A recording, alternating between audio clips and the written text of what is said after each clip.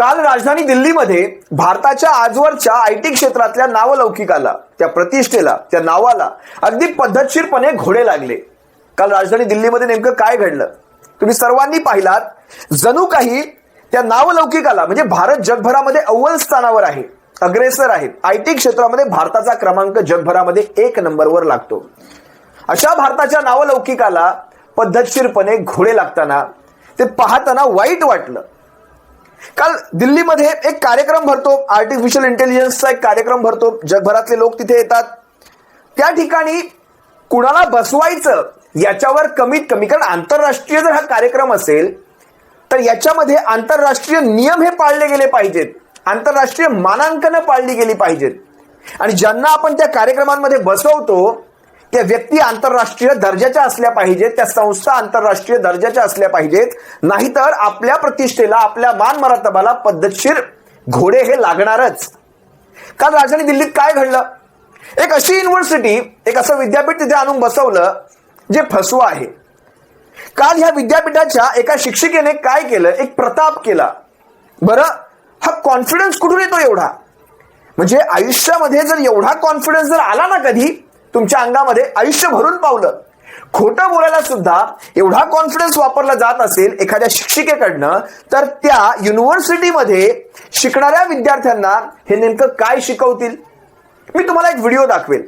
म्हणजे काल आपल्या युनिव्हर्सिटीच्या एका स्टॉलवर त्या कार्यक्रमातल्या, म्हणजे गलगोटिया, त्याचं नाव काय, गलगोटिया. मला खरं तर हे नाव उच्चारताना सुद्धा त्रास होतो. गलगोटिया मला कळत नाही.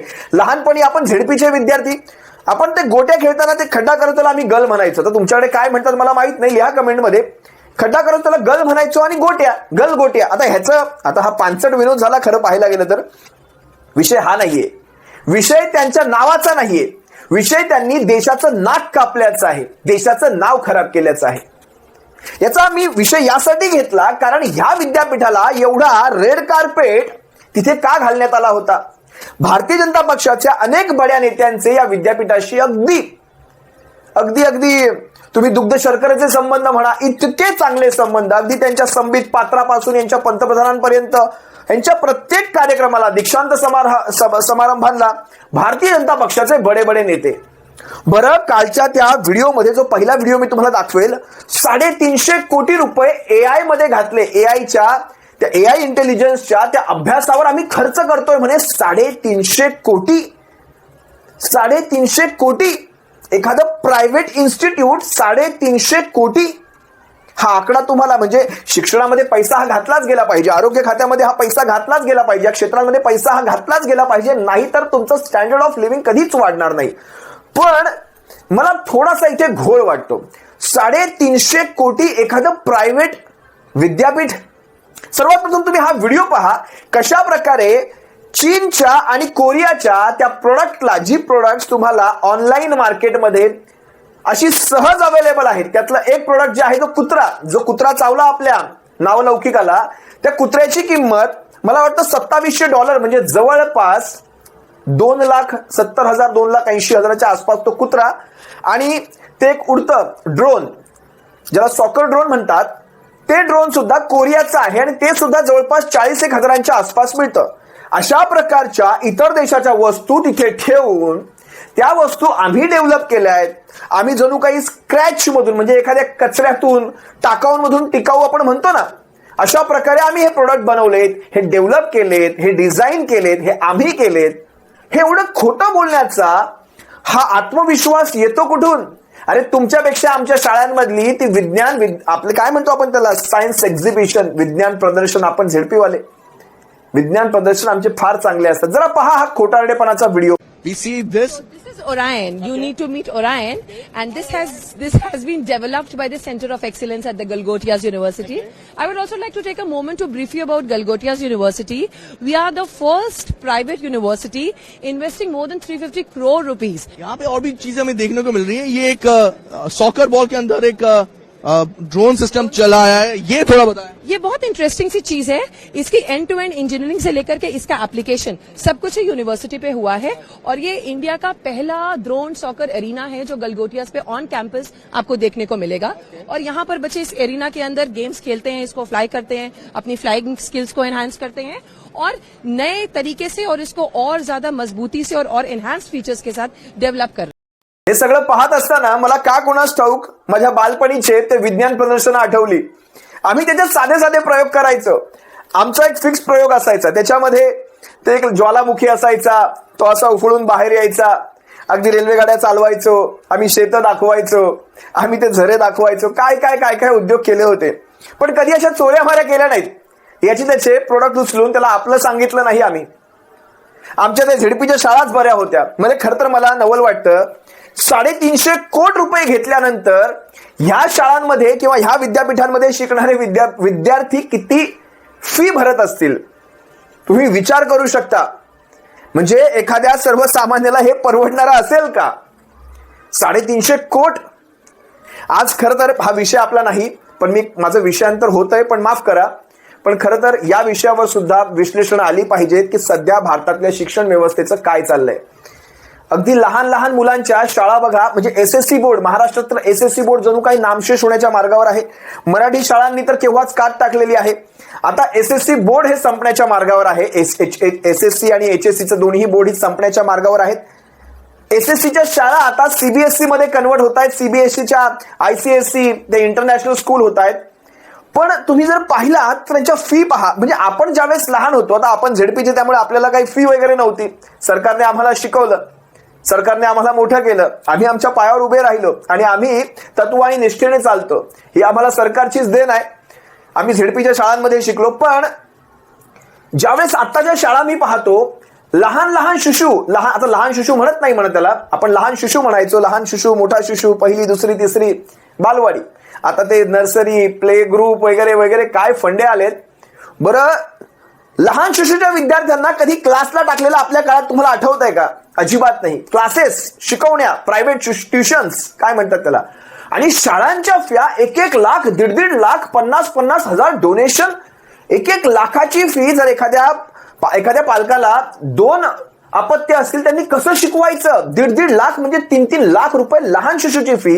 मोठा शिशू, परत त्यांच्या क्लासेसची फी, त्यांच्या इतर ऍक्टिव्हिटीजची फी. बाप रे, ही पद्धत कधीपासून भारतामध्ये? मग असं जर झालं तर मग शिक्षण संपलं. कसं द्यायचं शिक्षण?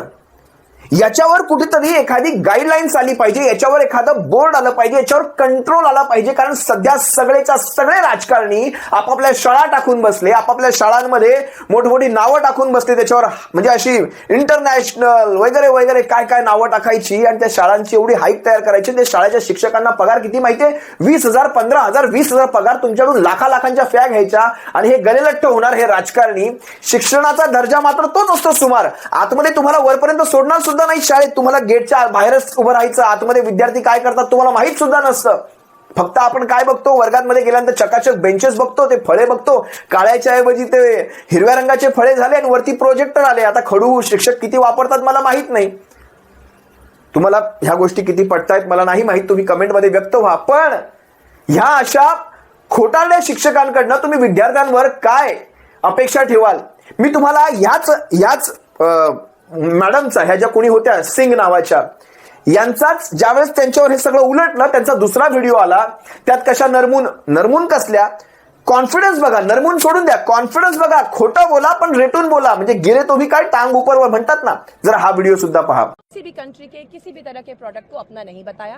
हमने बस ये बताया कि हम हमारे एकेडमिक इंस्टीट्यूशंस में क्या काम करते हैं, हम हमारा एआई इन्वेस्टमेंट्स कहाँ कहाँ और कैसे कैसे करते हैं, हमारे पास क्या सेंटर्स ऑफ एक्सीलेंस है, हम क्या प्रोक्योर करते हैं, हम बच्चों को किस तरह की टेक्नोलॉजी से इंट्रोड्यूस करवाते हैं, कैसी विसिनिटी में उनको लगते हैं, क्या एक्सपोजर देते हैं. वही कल कहा गया, शायद ठीक तरह से कहा नहीं गया, शायद ठीक तरह से समझा समझा नहीं गया, जो आज मैं ठीक तरह से वापस उसको समझाना चाहती हूँ. I apologize again if it has not come across in the way it should have come across, and I also humbly request everyone to also focus on what the university has been doing for the students. लेकिन जो ministry की तरफ से ये कहा गया, हमने बात की जब उन्होंने कहा कि एक तो इनको गलगोटिया को हमने कहा है कि स्पेस खाली करने के लिए, क्योंकि इनकी वजह से देश का नाम खराब हुआ है. ये मिनिस्ट्री गलगोटिया की वजह से देश का नाम बहुत रोशन हुआ है सर. मैं पहले भी कह चुकी हूँ, आप आइए हमारी यूनिवर्सिटी. हमने देश को पैरालंपियंस दिए हैं. हमारे Shubhankar Mishra is a Galgotia alumni. ठीक है, गलगोटिया ने देश को बहुत सारे अच्छे रिसोर्सेज दिए हैं. जगह जगह पर वो अपना योगदान दे रहे हैं, और गलगोटिया यूनिवर्सिटी एक बहुत रिस्पॉन्सिबल एकेडमिक इंस्टीट्यूशन है. It is a legacy.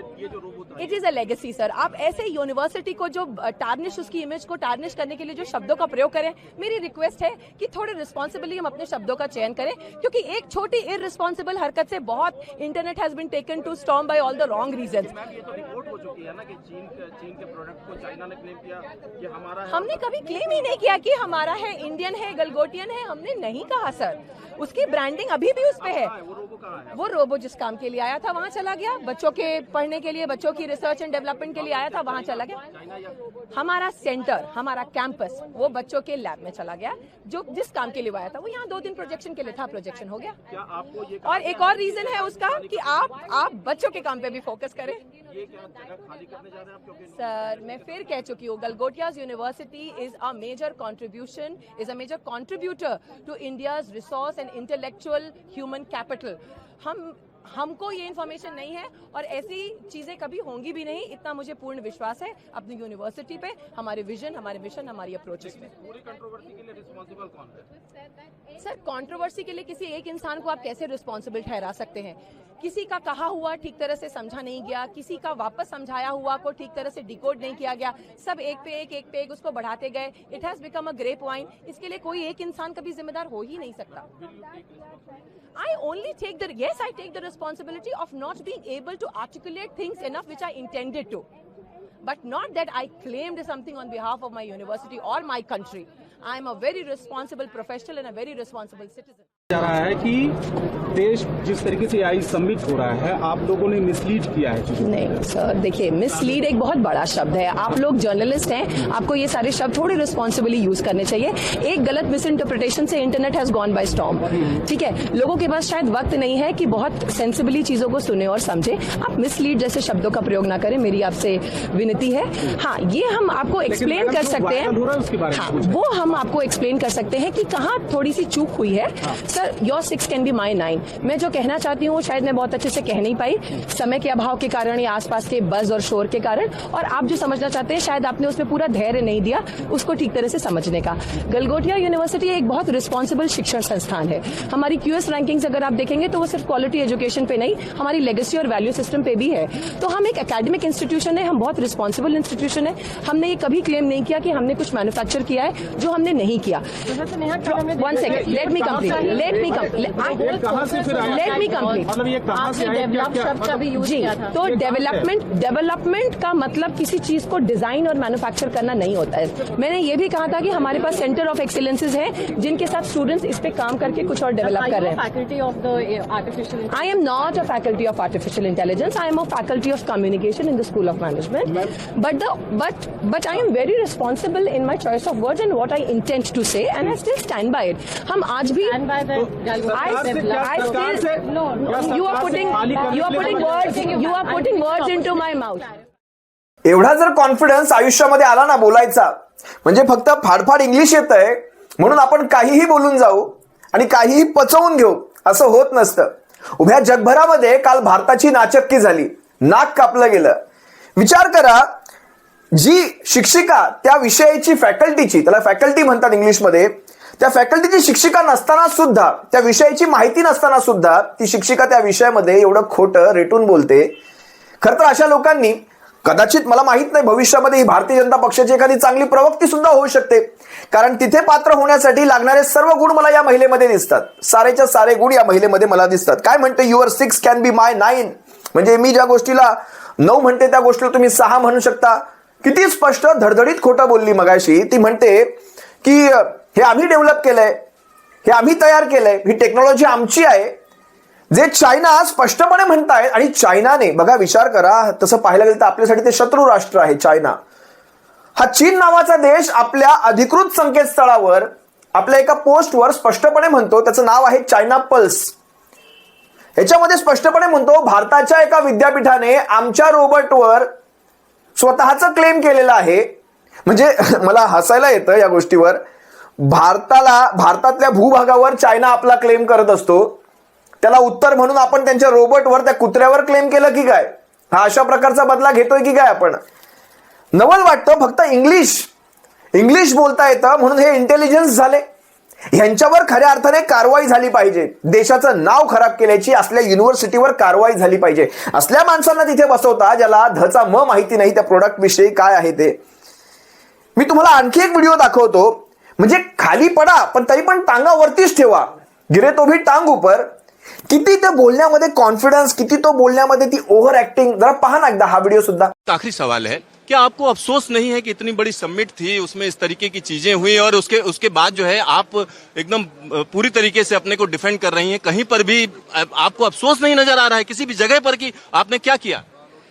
आपको कैसे पता कि मुझे अफसोस नहीं है? मुझे बिल्कुल अफसोस बताइए ना कि मुझे कितना बहुत- अफसोस है? मुझे बहुत अफसोस है कि मेरे बच्चों की जो अपॉर्चुनिटीज थी वो इन सारी कंट्रोवर्सी की वजह से उसका टाइम लैप्स हो रहा है. मुझे बहुत अफसोस है कि हम जो कहना चाह रहे थे और जो सबको बताना चाह रहे थे, इतना बड़ा हमें प्लेटफॉर्म मिला, वो ठीक तरह से सामने मौका ही आज की दुनिया में सबसे बड़ी चीज है. हमारे पास ये मौका था और हमने इसका ठीक तरह से शायद हम यूज नहीं कर पाए. आप लोगों ने हमें इतना मौका नहीं दिया, इतना टाइम नहीं दिया कि हम उसको और अच्छी तरह से. देश का नाम नीचा हुआ, इसको लेकर आप में अफसोस नहीं है? मैं फिर ये बात Neha Singh and I am a professor of communication in the school of management Galgotias university. Controversy क्यों इतनी बड़ी पैदा? कंट्रोवर्सी इसलिए हुई क्योंकि चीजों को सही तरह से शायद मैं अपनी अकाउंटेबिलिटी लूंगी कि शायद मैंने बहुत क्लियरली उसको एक्सप्रेस नहीं किया, because it was all done with a lot of energy and with lot of enthusiasm and very quick in a Zifi.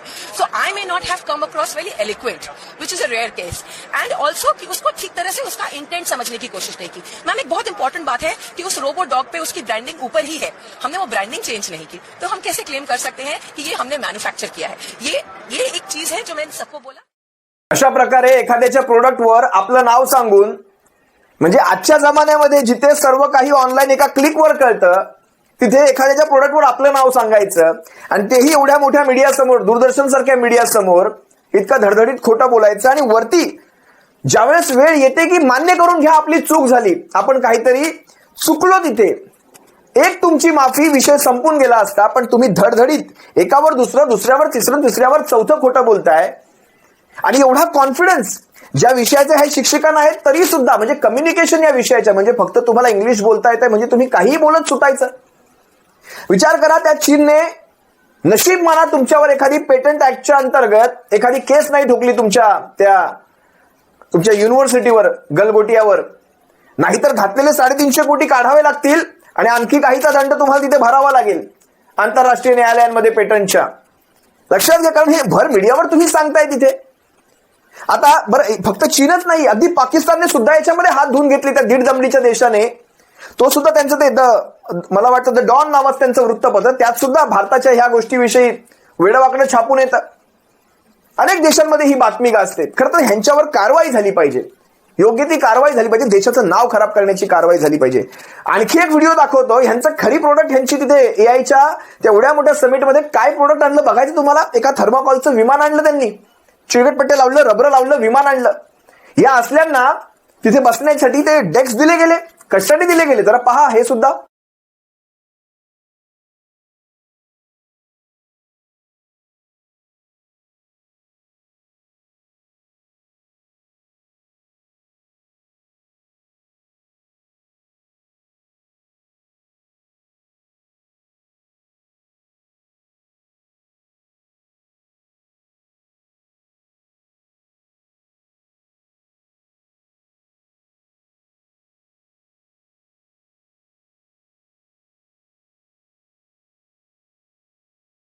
त्यानंतर मात्र यंत्रणा कामाला लागते आणि यांची लाईट बंद केली जाते, यांना तिकडून हाकललं जातं, यांचे डेस्क काढून घेतले जातात, यांना घरी पाठवलं जातं. खरं तर त्यावेळेसही ज्यावेळेस पत्रकारांनी विचारलं तुम्हाला इकडून काढतायत का, नाही असं काहीच नाही. आणि एवढा तो आत्मविश्वास. खरं तर त्यांची लाईट ज्यावेळेस बंद केली तेव्हा ही माणसं बाहेर निघतायत. म्हणजे किती तो आत्मविश्वास, एवढी नाचक्की केल्यानंतर सुद्धा त्यांना तिथे बसायचंय. जरा पहा हा सुद्धा व्हिडिओ, यांच्या लाईट बंद केल्याचा. पीछे आने में वहीं आ रही हूँ, पीछे मत आइए.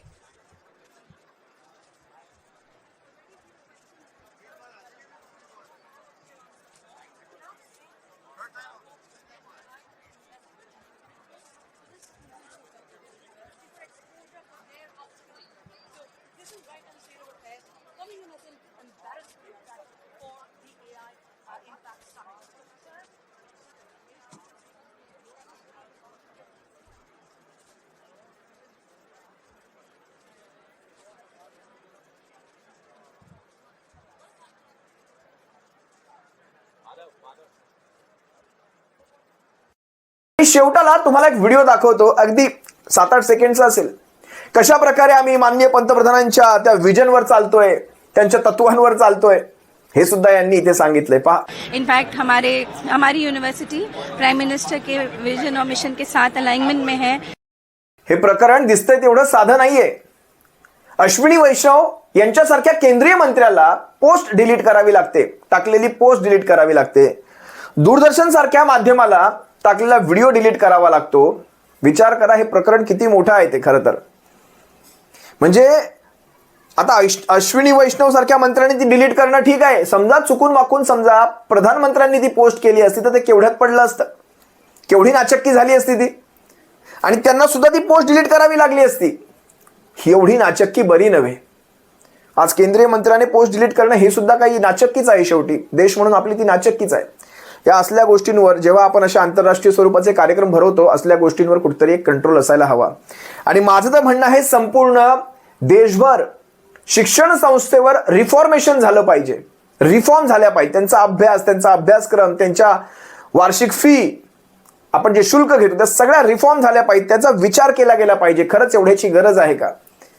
आजच्या ह्यांच्या रिक्षाच्या भाड्यामध्ये विद्यार्थ्यांच्या त्यावेळेस 10-10 वर्षाची आपली शिक्षण झालेली असतील, 10-10 वर्षाची, म्हणजे पहिलीपासून अगदी तुमच्या लहान शिशूपासून ते 10वी पर्यंतची आपली शिक्षण झाली असेल, तेवढं त्यांची रिक्षा भाडी सुद्धा होत नाहीत.